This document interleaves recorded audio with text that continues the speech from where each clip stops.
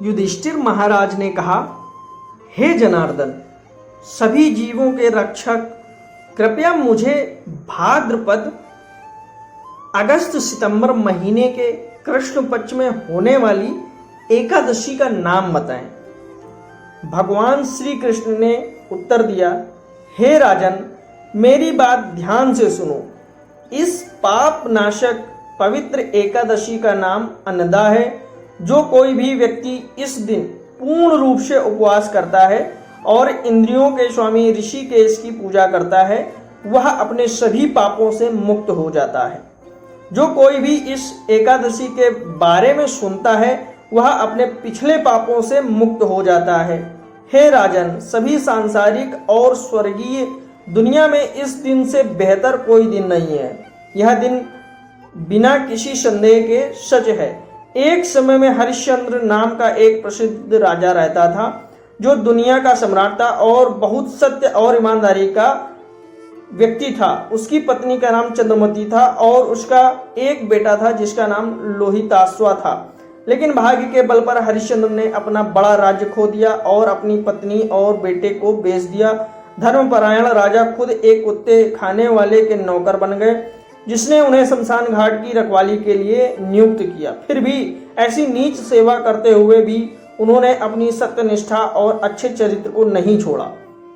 जैसे कि सोमरस किसी अन्य तरल पदार्थ के साथ मिश्रित होने पर भी अमरता प्रदान करने की अपनी क्षमता नहीं खोता है। राजा को कई वर्ष इसी अवस्था में व्यतीत करने पड़े। फिर एक दिन उसने दुखी होकर सोचा, मैं क्या करूं, कहां जाऊं, इस दुर्दशा से कैसे मुक्ति पाऊं। इस प्रकार वह चिंता और दुख के सागर में डूब गया। एक दिन एक महान ऋषि वहां से गुजरे और जब राजा ने उन्हें देखा तो वह खुशी से सोचने लगा, आह, भगवान ब्रह्मा ने दूसरों की मदद करने के लिए ही ब्राह्मणों की रचना की है। हरिश्चंद्र ने ऋषि को अपना आदर पूर्वक प्रणाम किया, जिनका नाम गौतम मुनि था। राजा गौतम के सामने हाथ जोड़कर खड़ा हो गया और अपनी करुण कहानी सुनाई। राजा की दुख भरी कहानी सुनकर गौतम मुनि आश्चर्यचकित हो गए।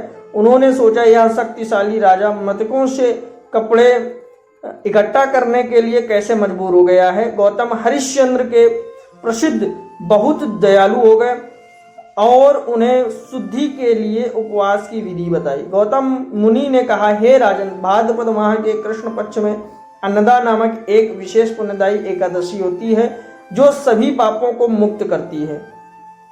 वास्तव में यह एकादशी इतनी शुभ है कि यदि आप केवल उस दिन उपवास करते हैं और कोई अन्य तपस्या नहीं करते हैं, तो आपके सभी कष्ट नष्ट हो जाते हैं। आपके सौभाग्य से यह सिर्फ 7 दिनों में आ रही है, इसलिए मैं आपसे इस दिन उपवास करने और रात भर जागने का आग्रह करता हूँ। यदि आप ऐसा करते हैं तो आपके पिछले पापों की सभी प्रतिक्रियाएं समाप्त हो जाएंगी। हे हरिश्चंद्र, मैं आपके पिछले पुण्य कर्मों के कारण यहाँ आया हूँ। अब भविष्य में आपका कल्याण हो। इतना कहकर महान ऋषि गौतम तुरंत गायब हो गए। राजा हरिश्चंद्र ने अन्नदा एकादशी के पवित्र दिन पर उपवास करने के संबंध में गौतम के निर्देशों का पालन किया। हे युधिष्ठिर, चूंकि राजा ने उस दिन उपवास किया था, इसलिए उनके पापों की प्रतिक्रियाएं तुरंत पूरी तरह से नष्ट हो गई। हे राजाओं में सिंह, इस एकादशी व्रत के प्रभाव को देखें। यह पिछले पाप कर्मों के परिणाम स्वरूप जो भी दुख भोग रहा हो, उसे तुरंत दूर कर देता है। इस प्रकार हरिश्चंद्र के सभी दुख दूर हो गए। इस अद्भुत एकादशी की शक्ति से वह अपनी पत्नी और बेटे से फिर से मिल गया, जो मर गए थे लेकिन अब पुनर्जीवित हो गए थे। स्वर्ग में देवताओं ने अपने दिव्य नगाड़े बजाने शुरू कर दिए और हरिश्चंद्र, उनकी रानी और उनके पुत्र पर फूल बरसाने लगे। एकादशी व्रत के आशीर्वाद से उन्हें बिना किसी कठिनाई के अपना राज्य वापस लिया।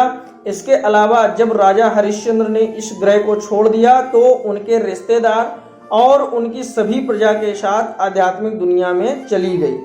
हे पांडव, जो कोई अन्नदा एकादशी व्रत का करता है, वह अवश्य ही अपने सभी पापों से मुक्त हो जाता है और आध्यात्मिक जगत में जाता है।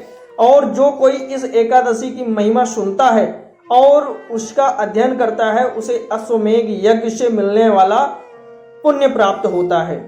दोस्तों, कमेंट करके जरूर बताएं।